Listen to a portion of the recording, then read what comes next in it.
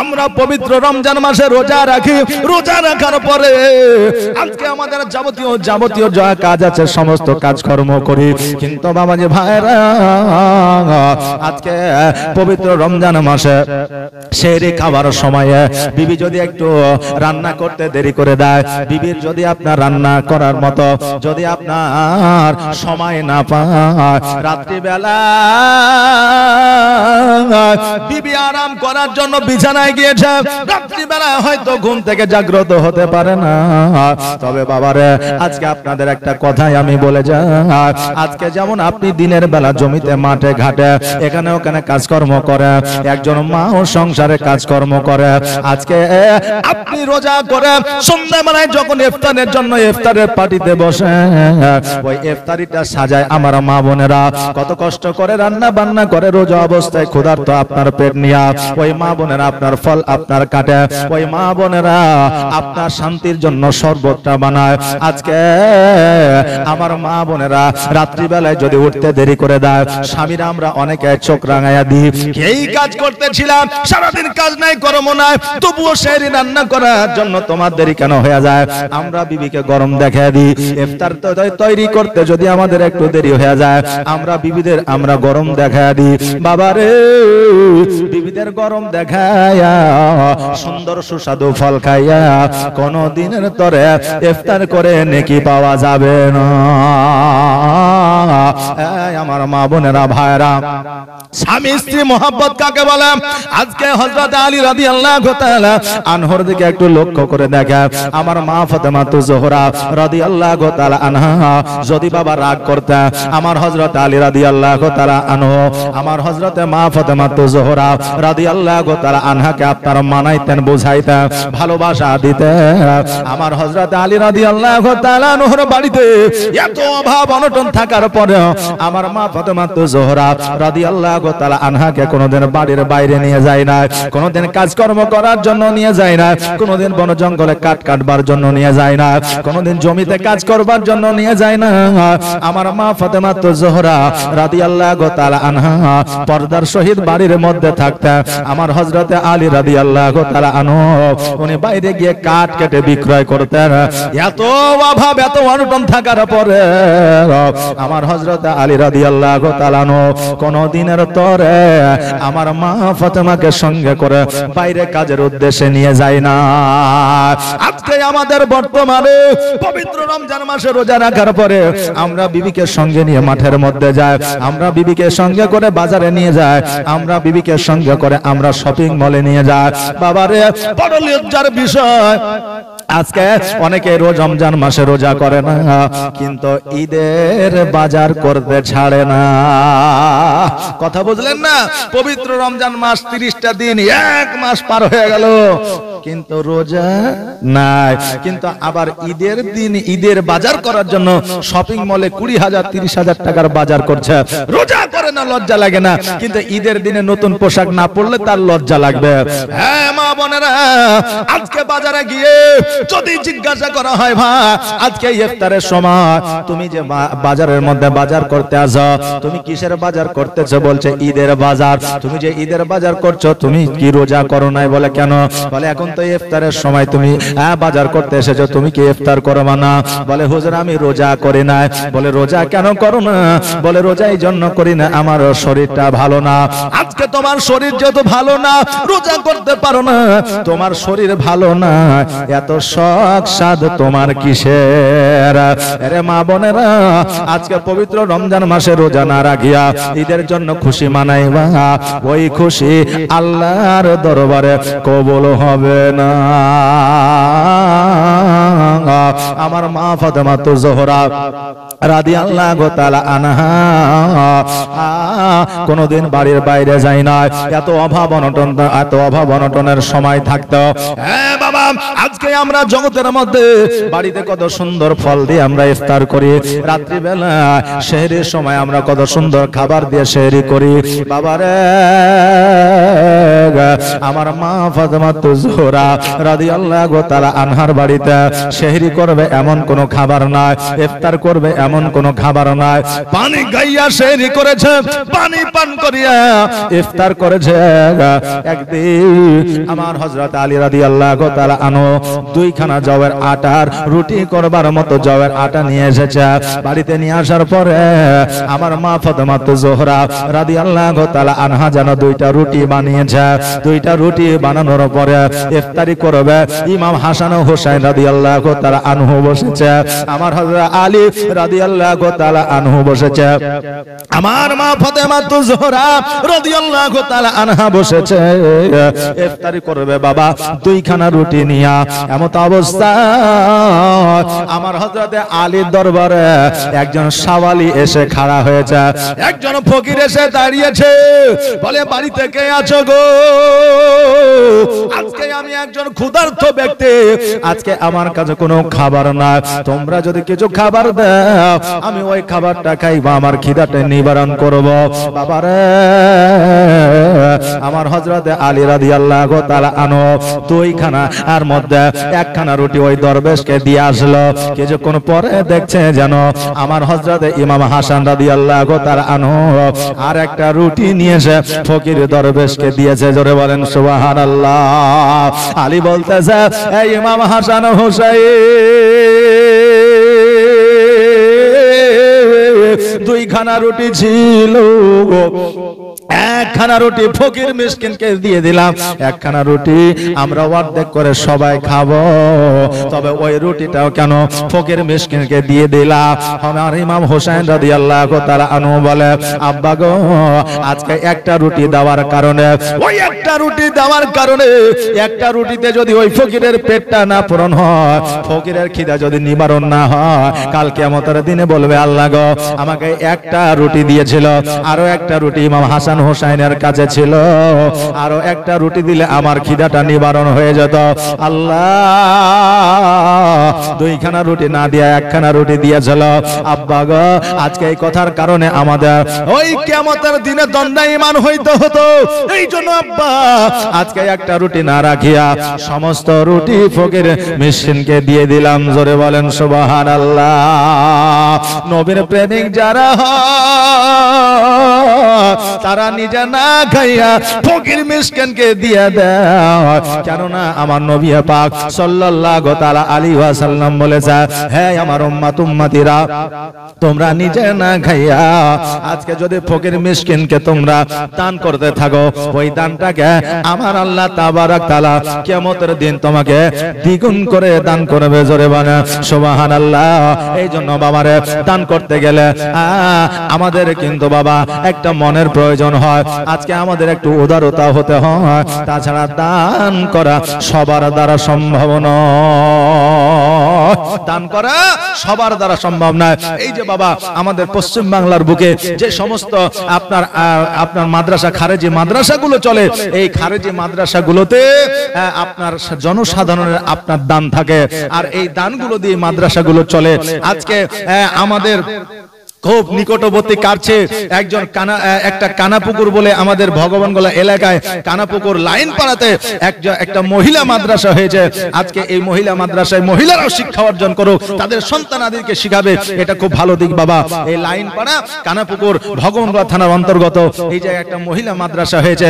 এই মাদ্রাসায় এই দেখেন সামনে এইটা আজকে এইটা পবিত্র রমজান মাস চলছে, ঈদের পরেই আপনার 6 তারিখে আপনার ওই জায়গায় জালসার আয়োজন করেছে। মাদ্রাসার উন্নতি করবে আপনার 7 তারিখে, 6 তারিখে হওয়ার কথা ছিল কিন্তু 7 তারিখে ওটা আবার ডেট ফাইনাল হয়েছে। বাবজি ভাইরা, তো এই সমস্ত মাদ্রাসাগুলো আজকে মহিলাদের শিক্ষা দিলে তবে তো আমার ফাতেমার মতো চরিত্র আপনার হবে, আমার ফাতেমার মতো চরিত্রবান হবে, আমার ফাতেমার শিক্ষায় শিক্ষিত হবে। বেরাদার, এই জন্য মা বোনরা যদি থাকে একজন ভালো মাদ্রাসা যদি আপনি পারেন দিতে পারেন, ইসলামিক জ্ঞান অর্জন করে আজকে আপনার বাড়িটাকে আলোয় আলোকিত করবে। জোরে বলেন সুবহানাল্লাহ। হ্যাঁ বাবাজি ভাইরা, আমার হযরত আলী রাদিয়াল্লাহু তাআলা দুই সন্তানকে বুকের মধ্যে জড়ায় ধরে নিয়ে বলল, এ হযরত হাসান ও হোসেন বাবারে, এই জন্য তো আমার আল্লাহ তাবারক তাআলা তোমাদের জান্নাতের সরদার বানায় দিয়েছে। জোরে বলে সুবহানাল্লাহ। নবীর প্রেমে পাগল হইলে, নবীর প্রেমে পাগল হইলে আমার আল্লাহ তাআলা খুশি। নবীর দরুদ পড়ো দিবানিশি, নবীর দরুদ পড়ো দিবানিশি। ও কি নবীর প্রেমে পাগল হইলে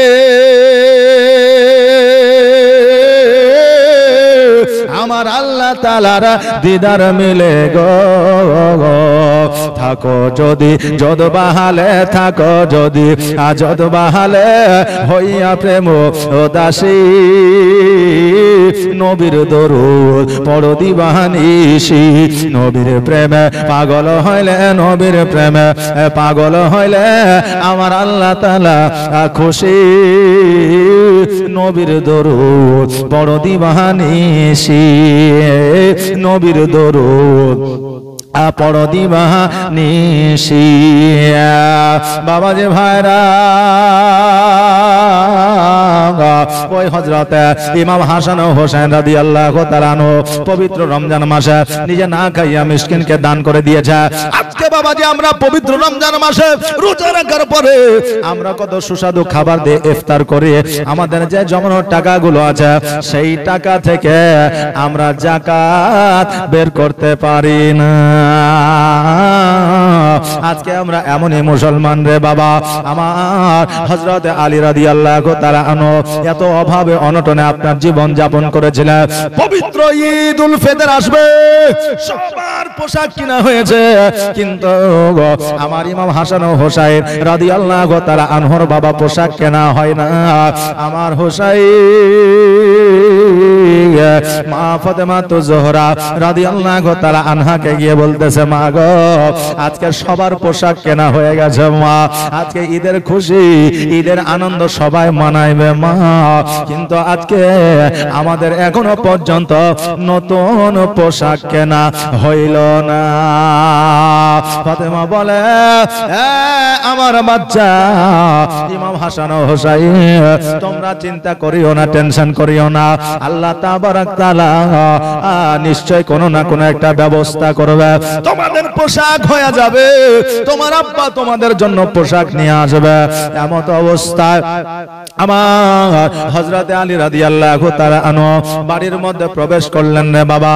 বাড়ির মধ্যে প্রবেশ করার পরে এবার বাবা জিজ্ঞাসা করে, বিবি রে আজকে তোমরা কি এমন আলোচনা করতে আছো, সন্তানকে লইয়া কি এমন আলোচনা করছো? আমার মা ফাতেমা বলে, স্বামী গো আজকে দুই সন্তান আবদার রেখেছে, দুই সন্তান আবদার করেছে, আজকে সম্মুখে ঈদের দিন আসতেছে, ঈদের পোশাক এদের কেনা হয় না, এই জন্য ঈদের পোশাকের জন্য বলতেছিল। আমার আলী বলে, বিবি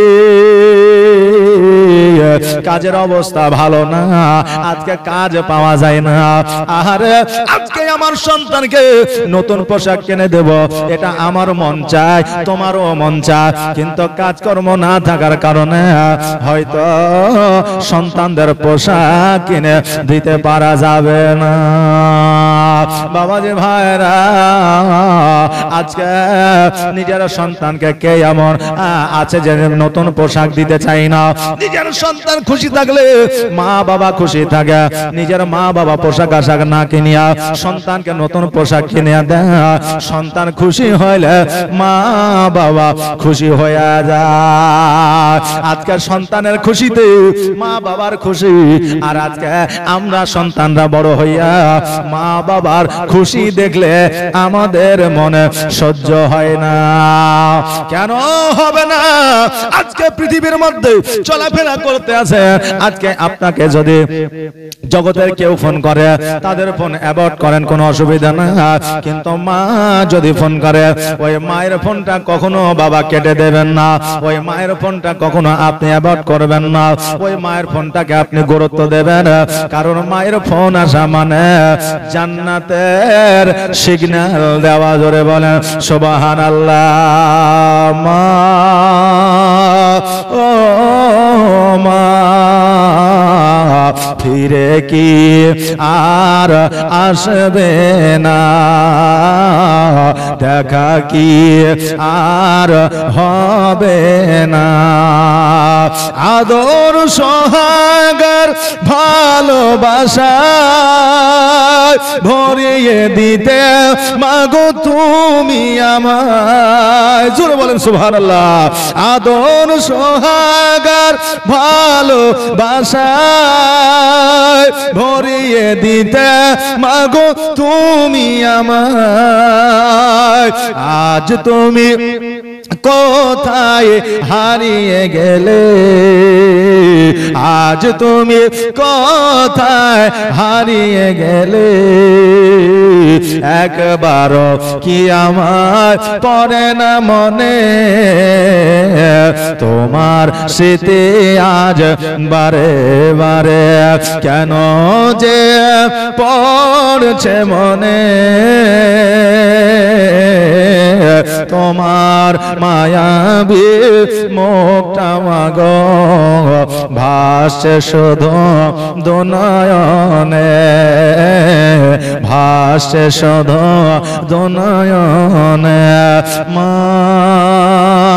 ও মা ফিরে কি আর আসবে না, দেখা কি আর হবে না।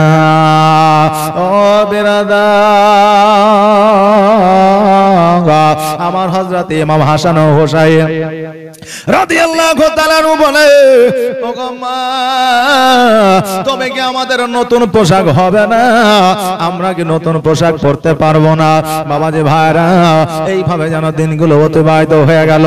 ঈদের রাত্রি সেই দিন বাবা চাঁদ উঠে গিয়েছে, ইমাম হাসান হোসাইন রাদিয়াল্লাহু তাআলা আনহুর যেন এখনো বাবা পোশাক কেনা হয় না।